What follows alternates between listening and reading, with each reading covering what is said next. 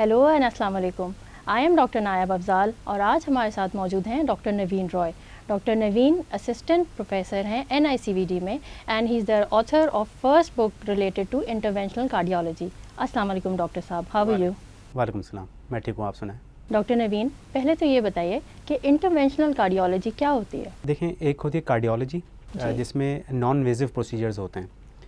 जहाँ लफ्ज़ इंटरवेंशन कहा जाता है उसमें कहते हैं इन्वेजिव प्रोसीजर। अच्छा, इसके लिए डेडिकेटेड कैथ लैब्स होती हैं जिसमें हम एंजियोग्राफी और एंजियोप्लास्टी करते हैं, और इसके अलावा मुख्तलिफ स्ट्रक्चरल हार्ट डिजीज़ प्रोसीजर्स होते हैं। ओके।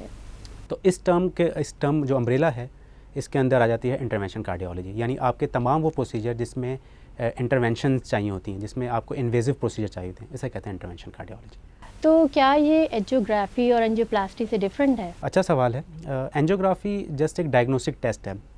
जैसे आप लेबॉरेटरी जाते हैं, अपना ब्लड ड्रॉ होता है और वो पूरी रिपोर्ट देते हैं, तो ये आपका डायग्नोसिस बन जाता है। तो एंजियोग्राफी हम एक बिल्कुल कैनुला छोटा सा लगाते हैं, वहाँ से एक वायर दिल तक जाती है, वो तस्वीरें लेती है, तो इसे कहते हैं एंजियोग्राफी। उसमें पता चलता है कि आपकी ऑब्स्ट्रक्शन ब्लॉकेज कहाँ है। अच्छा, इसके बाद जब स्टंट डालने का मरहला आता है, जब आपने सुना होगा नॉर्मल ज़बान में हम छल्ला कहते हैं, तो वो कहते हैं एंजियोप्लास्टी।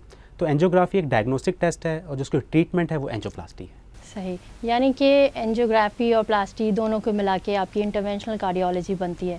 अच्छा, ये तस्वीर का एक रुख है। जैसा कि मैंने पहले बताया, इंटरवेंशन कार्डियोलॉजी एक अम्ब्रेला है जिसके अंदर तमाम वो प्रोसीजर, अच्छा एंजियोग्राफी एंजियोप्लास्टी के अलावा स्ट्रक्चरल हार्ट डिजीज़, जिसमें जो मेरे डॉक्टर हजरात दोस्त हैं उनको पता है, जैसे ASD क्लोजर होती है, VSD क्लोजर होती है, या जो है वो PTMCs होती हैं, टावी आजकल जो नया प्रोसीजर है, ये तमाम टर्म जो है इंटरवेंशन कार्डियोलॉजी के अंदर आती है। तो ये तो बड़ा ही स्पेशलाइज्ड प्रोसीजर आपका सारा लग रहा है। तो इस टॉपिक पर पाकिस्तान में पहली बुक लिखने का आपको ख्याल कैसे आया, आपको ज़रूरत क्यों महसूस हुई? अच्छा, जहाँ से हमने ट्रेनिंग की है, मेरे ख्याल से वो दुनिया की बेस्ट ट्रेनिंग है, national institute of cardiovascular disease. इतनी सख्त ट्रेनिंग थी कि पढ़ने का टाइम बहुत कम मिलता था। अनफॉर्चुनेटली जो बाहर की किताबें हैं, एक तो बहुत बड़ी हैं, थोड़ी मुश्किल भी हैं, और वैसे नहीं समझाया गया जैसे हम चाहते थे कि हम समझ सकें। तो इरादा था, जब इंटरवेंशन ज्वाइन की तब अंदाज़ा हुआ कि यहाँ पे कोई ना कोई चीज़ लैकिंग है। जब डाटा सर्च किया तो पता चला कि पाकिस्तान की कोई किताब ही नहीं है, यानी लोकल कोई ऑथर ही नहीं है। बिल्कुल। फिर वहाँ से आइडिया आया कि नहीं यार, यहाँ पे एटलीस्ट कोई किताब लिखी जाए, बेशक स्टार्ट ही किया जाए, ताकि लोगों को इससे जो फ़ायदा हो सके। एक लोकल बंदा अगर कोई चीज़ समझा सकेगा तो नेक्स्ट बंदा वो अच्छे तरीके से समझ सकेगा। जब आपने ये अपनी किताब लिखी तो इस किताब में आपने कौन कौन सी मालूमात शामिल की हैं? अच्छा, क्योंकि ये पहली किताब थी, बड़ा प्रेशर था कि पता नहीं चलेगी नहीं चलेगी, लोग इसे एक्सेप्ट करेंगे भी नहीं करेंगे, क्योंकि हमारे यहाँ एक डिलेमा है कि भाई एक बाहर की किताब पढ़नी है और वही शायद अच्छी हो। तो मैंने जो पहला फोकस किया वो कोरियन इंटरवेंशन पे किया। मैंने कहा देखें इसकी सक्सेस कैसी रहती है, लोग इसको कैसा समझ पाए हैं, इसको ऑप्ट करते हैं नहीं करते। तो पहले हमने सारा फोकस कोरियन इंटरवेंशन पे किया है। तो बेसिकली इसमें तमाम वो नॉलेज जो एक बंदा कैथ लैब के अंदर दाखिल होता है और एक कोरियन इंटरवेंशन का प्रोसीजर करके बाहर निकलता है, तो इंटर्न से लेके एग्जिट तक वो तमाम जो भी चीज़ें लवाजमात जो एंजियोग्राफिक लैब में होती हैं, इसके अंदर वो सब लिखा हुआ है। यानी कि आपकी काफ़ी एक्सटेंसिव रिसर्च रही होगी। तो ये तमाम डाटा जमा करने में, रिसर्च जमा करने में और अपने लोकल हालात को मद्देनज़र रखते हुए चीज़ें लिखने में आपको कितना अर्सा लगा? तकरीबन 2 से ढाई साल का ये पूरा मामलात थे। कोविड में मुझे काफ़ी टाइम मिला, फिर अपनी रिसर्च में भी और फिर पब्लिकेशन में भी। इसके बहरहाल अगर पूरा समअप किया जाए 2 से ढाई साल मुझे इस किताब को लिखने में लगे। यानी कि कोविड का कोई फ़ायदा हुआ है? कोविड का एटलीस्ट मुझे तो बड़ा फ़ायदा हुआ। सही। तो जब आप ये किताब लिखना आपने शुरू की, उस वक्त आपको सबसे मुश्किल क्या चीज़ लगी लिखते हुए? एक तो जो पूरा डाटा था उससे कलेक्ट करना एक यानी बर्डन था, क्योंकि आपको पता है इंटरनेट पे बहुत सारी मालूमात हैं, हमारा अपना एक्सपीरियंस, हमारे सीनियर्स का एक्सपीरियंस, उन सब को मिला के एक से कहते हैं ना एक दरिया को कूजे के अंदर बंद करना, तो वो वाली सिचुएशन सबसे मुश्किल थी। क्योंकि मैं चाह रहा था क्योंकि हमारे जो भी कोलीग्स हैं, जूनियर्स हैं या मीडिएट सीनियर्स हैं, उन तक इन्फॉर्मेशन यानी जो इन्फॉर्मेशन हम पहुंचा सकते हैं उनको पहुंचाए बिल्कुल सिंपल तरीके से। सही। आपने कहा कि आपको 2-2.5 साल का अरसा लगा, इसमें आपको मुश्किलें भी आईं, तो इस पूरे अरसे में आपको किसने मोटिवेट किया, आपकी हेल्प कौन लोग कर रहे थे जो आप ये कर सके अपनी किताब को कंप्लीट? अच्छा, अल्लाह का शुक्र है, इस मामले में मैं बड़ा ब्लेस्ड था। हमारे डायरेक्टर प्रोफेसर डॉक्टर नदीम कमर साहब, डॉक्टर ताहिर सगीर, डॉक्टर जावेद अकबर सियाल, डॉक्टर नवीदुल्ला, इन सब ने मेरी बड़ी हेल्प की। उन्होंने वक्तन फ़वक्तन मुझे गाइड किया कि इस किताब को कैसे लिखा जाए। अपनी आप जिस तरह बात है किस तरह पहुंचाई जाए लोगों को, क्योंकि उन लोगों का भी एक्सपीरियंस और मेरा भी थोड़ा बहुत एक्सपीरियंस इसमें शामिल था। तो नॉलेज के अलावा जो हमारे पर्सनल एक्सपीरियंसेस थे उसको लिखा और फिर लोगों तक पहुंचाया। सही।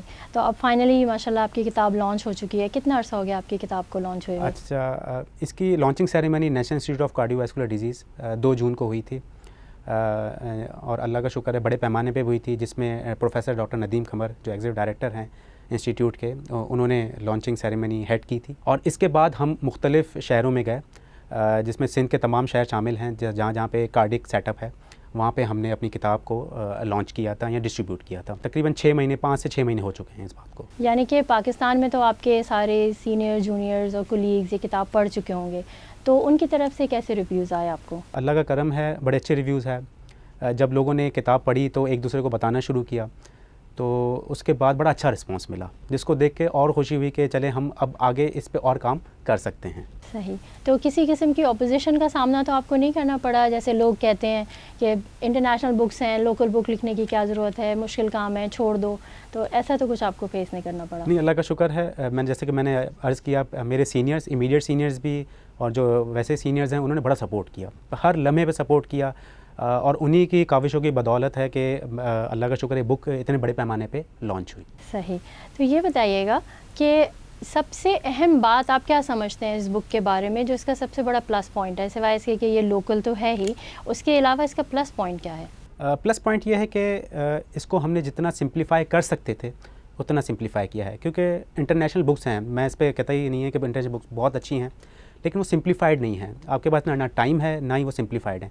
तो इसको हमने ऐसा किया है कि जो एक पोस्ट ग्रेजुएट है या हाउस ऑफिसर भी है, वो भी पहली दफ़ा जब कैथ लैब में जाता है तो उसके अगर ये बुक होगी तो उसी वक्त वो पढ़ लेगा कि हाँ यार ये क्या कहना चाह रहे हैं। तो स्टार्टिंग फ्रॉम द बेसिक्स, यानी एक हाउस ऑफिसर के लेवल थे टिल कंसल्टेंट, तो ये बुक सबके लिए है।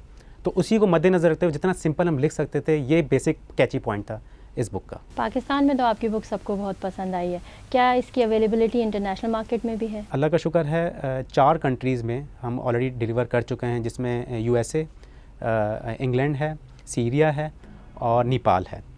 बाकी ऑनलाइन ये इंटरनेशनली अवेलेबल है और बाकी तमाम जहाँ भी होगा इंशाल्लाह उसको डिलीवर किया जाएगा, लेकिन ऑलरेडी 4 कंट्रीज़ में हम डिलीवर कर चुके हैं। माशाल्लाह, एक बुक तो आपने बड़ी कामयाबी के साथ लिख ली, अब आपके फ्यूचर प्लान्स क्या हैं? इसका एडिशन सेकंड इंशाल्लाह, जिसमें हम अपार्ट फ्रॉम कोरोनरी इंटरवेंशन, इसमें स्ट्रक्चरल हार्ट डिजीज़ जिसमें PTMC है, टावी है, ASD क्लोजर है, बाकी जो भी प्रोसीजर्स हैं उसको इंशाल्लाह शामिल करेंगे, और बाकी किताबें भी अपने जूनियर्स के लिए इंशाल्लाह उसको फैसिलिटेट करने के लिए और भी पाइपलाइन में प्लान है। आखिर में आप अपने फेलो कार्डियोलॉजिस्ट को या ऑथर्स को कोई मशवरा देना चाहेंगे?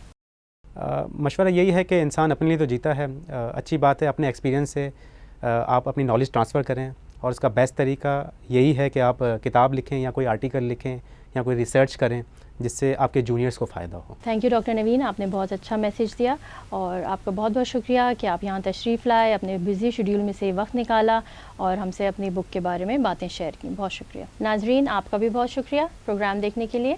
अल्लाह हाफ़िज़।